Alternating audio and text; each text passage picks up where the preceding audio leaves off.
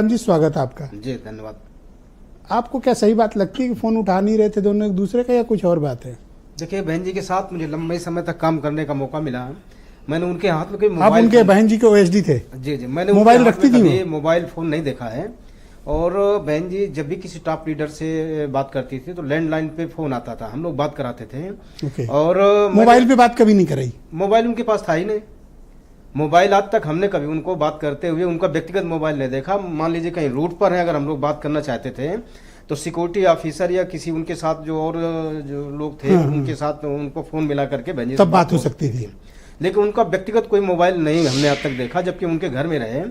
जहां तक लैंडलाइन में चाहे जितना तो कह रहे हैं कि था कोई नंबर, विपक्ष के कोई भी नेता अगर फोन करते थे, हम लोग अगर उनको मैसेज करते थे, अगर मान लीजिए बाहर दौरे पे हैं तो अच्छा मान लीजिए कि लैंडलाइन पे फोन आता है, कोई बड़ा टॉप लीडर फोन करता है, वो कहना बात करनी है बहन जी से, तो क्या प्रोटोकॉल होता था आप लोग का? देखिए, जब भी किसी नेता का या किसी कार्यकर्ता फोन क्यों ना आए तो उसको डायरी में नोट किया जाता है, उनका नंबर नोट किया जाता है, कितने बजे फोन आया था, बहन जी से बात करना चाह रहे हैं, किस मकसद से मुलाकात के लिए बात करना चाह रहे हैं।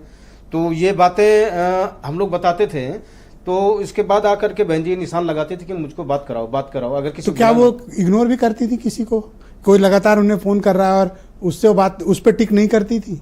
नहीं, ऐसा नहीं है। लेकिन कुछ ऐसे लोग होते हैं क्या ना, इसक डिस्टर्ब करने के लिए, मान लीजिए अच्छा दिन भर फोन करते हैं, ये कल्चर है वैसे। हाँ, तो ऐसे में ये होता था कि भाई अपने डिस्ट्रिक्ट प्रेसिडेंट से या पर टॉप लीडर को कभी इग्नोर नहीं किया? अगर छोटा मान लो जिला का पदाधिकारी कोई फोन करता था तो ये होता था कि आप कोऑर्डिनेटर से या मंडल अध्यक्ष से या अपने वहाँ के बड़े नेताओं का टेलीफोन बहन जी इग्नोर नहीं करती, हमेशा बात करती थी। तो वो तो आज अखिलेश जी की प्रेस कॉन्फ्रेंस सुनी, उन्होंने कहा कि मैंने फोन मिलाया, तो फिर वो उठाई। मुझे जहाँ तक ऐसा लगता है ब्रजेश जी, 2019 का जो अभी जो गठबंधन हुआ था, समाज को बहुत उम्मीदें जगी थी, लेकिन उस गठबंधन में पॉलिटिकल गठबंधन तो हुआ था, लेकिन जो वोटर और सोशल के बीच गठबंधन नहीं हो पाया था। तो मुझे ऐसा लगता है कि अपेक्षित सीटें समाजवादी पार्टी के फेवर में नहीं आई थी। तो ऐसा लगता है कि समाजवादी पार्टी के लीडरान और कार्यकर्ताओं ने शायद माननीय राष्ट्रीय अध्यक्ष अखिलेश यादव जी को ये दबाव बनाया हो, वोटरों ने दबाव बनाया हो कि बहुजन समाज पार्टी को 0 से 10 सीटें बढ़ गई, समाजवादी पार्टी अपनी जगह पर स्थिर हो गई है। तो हो सकता है कि आपको लगता है कि परिणाम ठीक नहीं आए तो इन दोनों को लगा कि चलो तो डिस्टेंस मेंटेन करते हैं, तो पर ये तो बच्चों की कसम खाने को तैयार हैं कि नहीं, ऐसा है कि समाजवादी पार्टी हालांकि मना किया इन्हें, समाजवादी पार्टी की तरफ से हो सकता है श्री अखिलेश यादव जी को दबाव बन रहा हो कि बहुजन समाज पार्टी के साथ गठबंधन करने से हमको पॉलिटिकल बेनिफिट नहीं मिला है, तो इससे बीएसपी ज्यादा फायदे में रही है।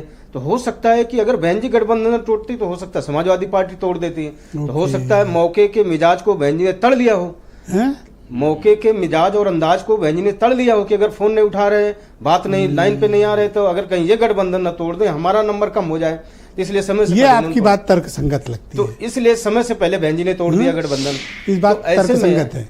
ऐसे में हो सकता है समाजवादी पार्टी ने दूसरा फार्मूला तैयार किया हो कि जो बहन जी के 9 रत्न थे, जो टॉप के लीडर, पर वो सब तो स्टेट पे बैठे थे अखिलेश जी के साथ, वो क्या था फिर? हो सकता है कि वहाँ कार्यक्रम समाजवादी पार्टी के चल रहा हो, और क्योंकि नीचे के बीएसपी के और छोटे कार्यकर्ताओं को मालूम नहीं था, तो क्योंकि कार्यकर्ताओं को मालूम था कि भाई समाजवादी पार्टी हमारी सहयोगी पार्टी है, तो जब भी राष्ट्रीय अध्यक्ष और निर्वाचित सांसद है वहां से अगर वो कार्यक्रम में जाएंगे, उन्होंने वोट दिया है, सांसद बनाया है, तो स्वाभाविक वहाँ के स्थानीय नेता मंच पे होंगे। धन्यवाद गंगाराम जी, मैं दूसरे चरण में आपको बाकी मौका दूंगा।